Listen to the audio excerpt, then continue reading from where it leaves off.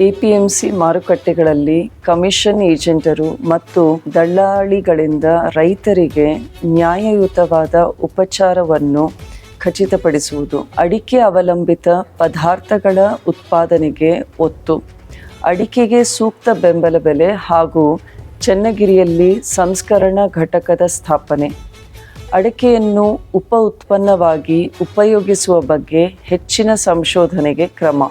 ರಫ್ತು ಸಾಧ್ಯತೆಗಳನ್ನು ಗುರುತಿಸುವ ಮುಖಾಂತರ ಸಣ್ಣ ರೈತರ ಉತ್ಪನ್ನಗಳಿಗೆ ಸಮರ್ಪಕ ಮಾರುಕಟ್ಟೆಯನ್ನು ಕಲ್ಪಿಸುವುದು.